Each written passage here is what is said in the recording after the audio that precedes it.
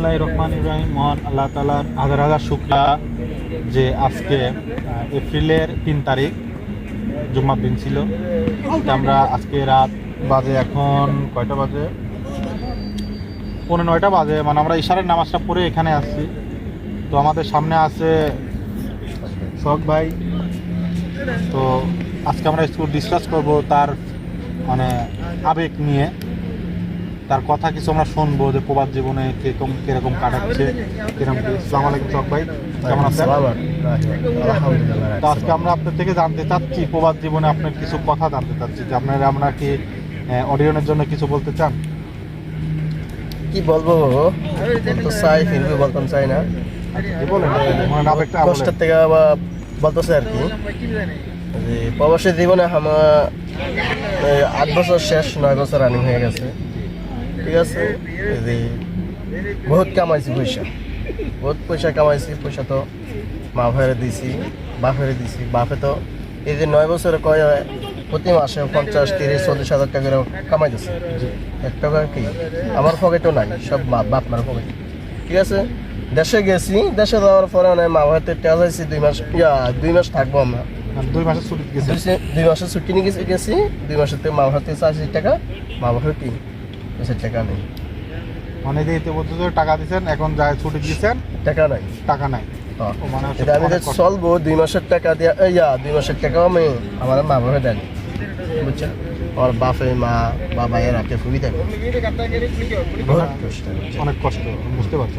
এই যে কামায় কি লাভ হয়? আমরা এই মা বাবার দ্বারা টেয়ার দেওয়া কি লাভ হয়?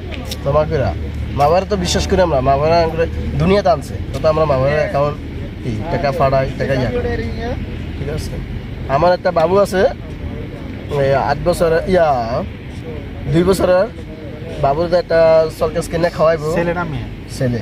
আলহামদুলিল্লাহ, ঠিক আছে, একটা সলকেস কিনে খাওয়াইবো, ও কি মা বাবা কি করে দরকার, নাতিরে খাওয়াই কে বুঝছেন? এই বহুত কষ্ট। মানে আমরা যদি প্রবাসী জীবনে দেখবে, আমার যদি লাইফ কিছু হয়ে যায়, আমার মা বাবাকে আমার নিজের জীবনও চাইতো না, বুঝছেন? আমার মা বাবাকে আমার লাস্টও নেবো না। এরকম পরিস্থিতির শিকার আমরা কাম করি, বুঝছেন ভাই? আমি কি বলবো ভাই, আঙ্গরকে একমাত্র অপরাল্লাই দেখে। ছোট ভাই, আপনার কথাটা শুনে আসলে আমার হৃদয়টা, মানে আমার কান্না আসলে চোখে আসছে।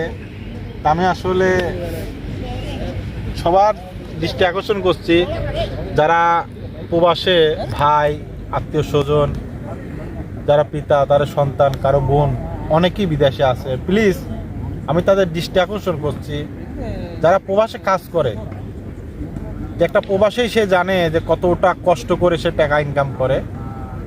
আসলে অনেক জায়গায় একরকম হচ্ছে যে ছোট ভাই কামাচ্ছে, ফ্যামিলিতে টাকা পাঠাচ্ছে, সে টাকা কিন্তু শেষ করে দিচ্ছে। তো আসলে বাস্তব কথা আমরা আমাদের ছোট ভাই বলছে। তো সোহাগ ভাই, আসলে কিছু করার না, এটা বাস্তবতা। তো বাস্তবতা আপনাকে মেনে নিতে হবে। তো অবশ্যই আপনার যে একটা সন্তান আছে, কিন্তু আপনার একটা পরিবার আছে, আপনার যেটা সেভ করার দরকার আপনি অবশ্যই সেভ করবেন, কারণ আপনার একটা সন্তান আছে। এই যে আপনার কষ্টটা যে আপনি প্রকাশ করছেন, এরকম যেন আপনার সন্তান প্রকাশ না করতে পারে, না করতে হয়, যাতে এই কষ্টটা যেন আপনার সন্তান না করে। ঠিক আছে, আপনি এটা সেভ করবেন অবশ্যই আপনার সন্তানের জন্য। তাই হোক, আপনাকে অনেক ধন্যবাদ, আপনার গুরুত্বপূর্ণ সময় নিচ্ছি আমরা, অনেক ধন্যবাদ। ইনশাল্লাহ নেক্সট টাইমে অবশ্যই আপনার সাথে মিলবো, আর আপনার সাথে অবশ্যই দেখা করব। আর আপনার জন্য ইনশাল্লাহ আপনার জন্য একটা সারপ্রাইজ আছে। এই সারপ্রাইজটা কিন্তু আমি অডিয়েন্সের সামনেই একটা সারপ্রাইজ আমি তাকে দেবো। আসলে আমার মন জুড়ে গেছে তার কথা শুনে। I miss you.